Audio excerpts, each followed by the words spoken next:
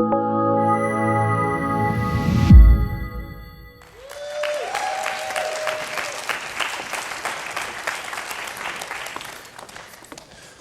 morning.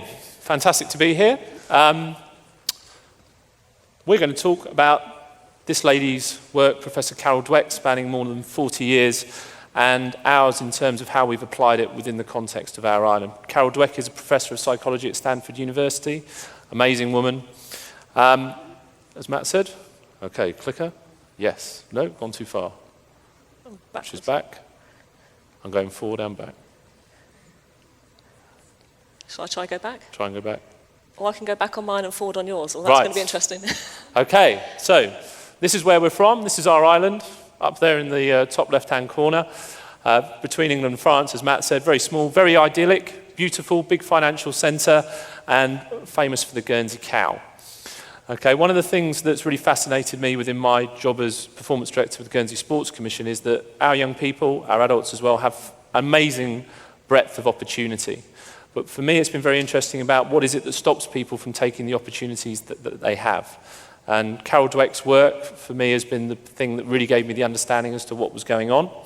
And Rachel and I have been working on a project now for 2 years, working across all our schools, but also in sport, with health professionals, foster carers, you name the environment, we've pretty much gone into it. We've presented to about 2,500 people on our island, delivering training.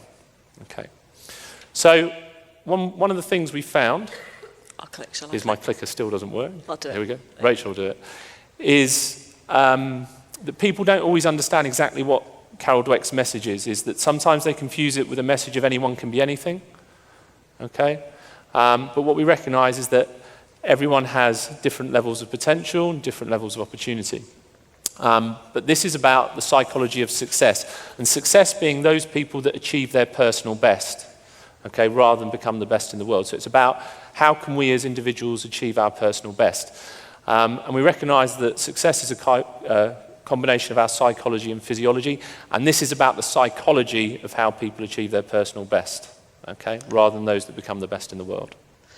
Okay, so in her research, Carol Dweck asked people to think about particular statements. For example, this: you have a certain amount of intelligence and you can't do much to change it. You can learn new things, but you can't really change how intelligent you are. No matter how much intelligence you have, you can always change it quite a bit. And you can always substantially change how intelligent you are. Now, if you think about those 4 statements and think about which one, 1, 2, 3, or 4, you agree with most, there's no right, there's no wrong. Okay, people have different views and different opinions, and that's fine. And she goes on to say, to replace that word intelligence with talent. So what do you believe about talent? And also personality, what sort of person do you think you are? Can you change?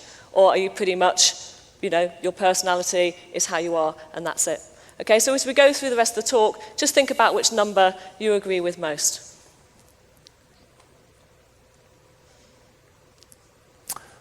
Okay, one of the things we've tried to do as well is help people understand what mindset is. Sometimes mindsets are a word we hear used in every sort of everyday language. People talking about an open mindset, a closed mindset, a positive mindset, negative mindset. Somebody says they've got to change their mindset. Okay, so we use a definition which is a set of beliefs or a way of thinking that determines one's behaviour, outlook and mental attitude. And we really stress the word beliefs, okay, because it's all about beliefs. And we recognise that beliefs can be rational, irrational. They don't necessarily have to be based on any sort of truth, but they fundamentally determine how we behave. And if you think about it, the power of beliefs, people go to war over what they believe. Okay? So Carol Dweck asks us a fundamental question. What do we believe about our talents, our intelligence, personality, any sort of ability? Do we believe that there's something we're born with and a gift? Or do we believe that there's something that can change and grow, something that's malleable? She'll talk about 2 different mindsets, and we'll introduce you to them. A fixed mindset, where you believe that talent, intelligence, ability, whatever sort of attribute you're thinking of, is fixed and can't change. Or a growth mindset, where you believe that with time, effort, challenge, it can change and grow. She also recognises that it's not as simple as just fixed and growth, that those mindsets sit on a continuum and we move along those continuums at different points. Also that we can have fixed and growth mindsets about many different things. Okay, I'm just going to talk you through one of the experiments that she did with her colleagues, and this has been replicated lots and lots of times. All her research is really, really sound. They took lots of children about this age, 10, 11, and asked them to complete some non-verbal puzzles, a bit like the one in the picture here. And then the experimenter would be sitting with one of the children, and they give them praise in one of two ways. So they'd either say, well done, you got a good score, you must have worked really hard, or well done, you got a good score, you must be smart at this. And then they said to the children, would you like to do some puzzles which are a little bit harder than the ones you've just done, a bit more challenging, or do you want to stick with the ones that you've just been successful at, that similar level of difficulty? So just have a think. What do you think? How do you think the children responded? Do you think which children generally said that they'd take on the harder puzzles? Those praised for effort, for working hard, or those praised for being smart at puzzles? Hands up if you think for effort. Okay, and hands up if you think for being smart at puzzles. About half and half. Okay. 90% of children who were told they'd worked hard went on to choose the more challenging puzzles, whereas only 34% of children who told they were smart and good at puzzles chose the harder ones. And if you think about it, it makes sense, because if you're told you're really good at something, and then potentially you're in a situation where you might fail because it's harder, you would potentially want to avoid that situation because you wouldn't want to look like you're not smart because you've just been given that label of being smart at something. Whereas those children who were put in effect in a growth mindset by being told it was how hard they worked, they were happy to take on those harder challenges. Then they got all the children to do the more difficult puzzles and looked at their behaviours. Clicker's not, oh yeah. Go. And those who'd been put in the growth mindset persisted, they enjoyed the task much more, and they performed better as the task went on.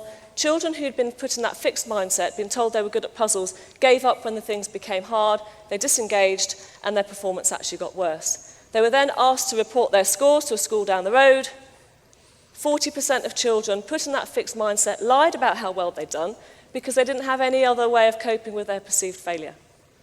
Okay, what we're going to go on to now is we're going to talk about the different behaviours that come out of the two mindsets in different situations. So Jeremy over there is going to be in a fixed mindset, and I'm going to represent the growth mindset, and we're going to talk about these different things. Okay, so in a fixed mindset, for me it's all about looking good. It's how people perceive me.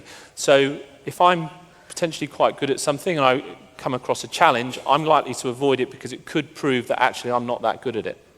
Okay, and in a growth mindset, challenges are to be embraced. I'll take myself outside of my comfort zone, take a bit of a risk, because I believe that I can get better, and that's the only way I can change and grow is by taking on challenges.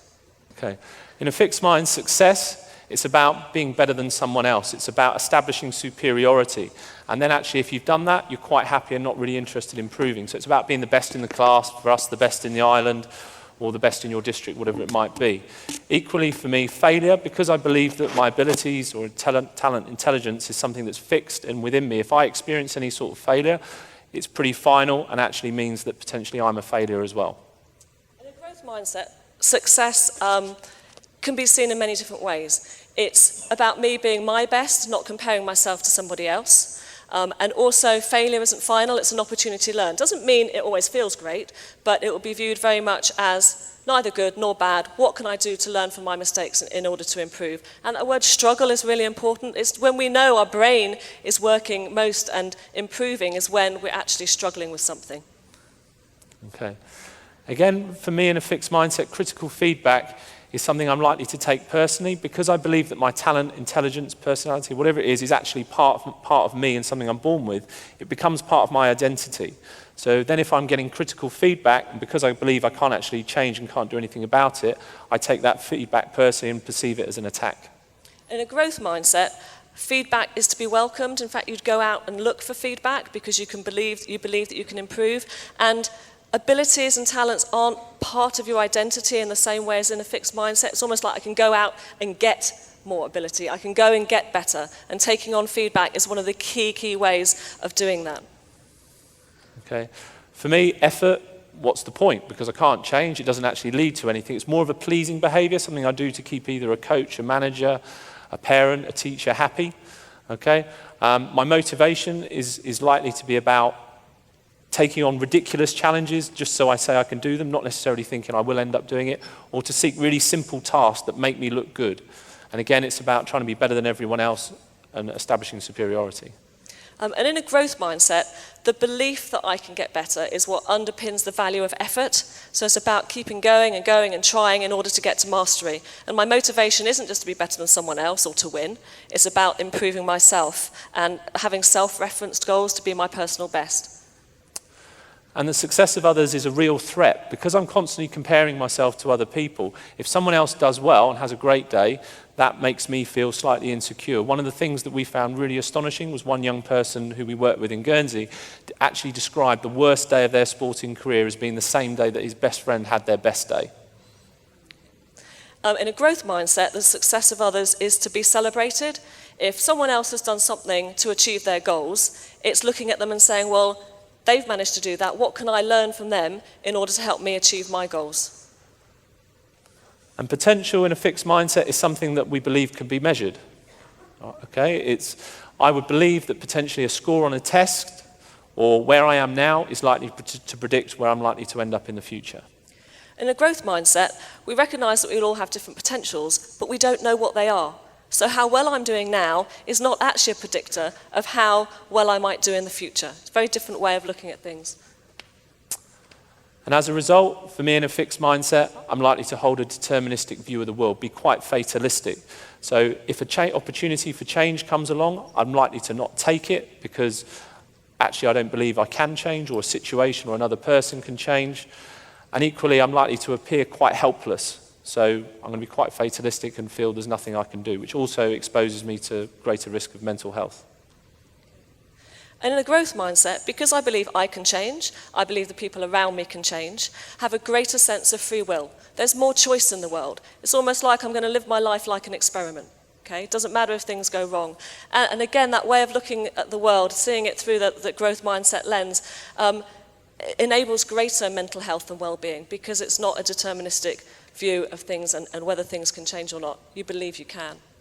So, as you continue to listen to the speakers today and tomorrow, and maybe reflect on the behaviours that we've talked about that come out of the two different mindsets, we'll let you make the decision about which mindset do you think would be that of a hero. Okay. Thank you very much.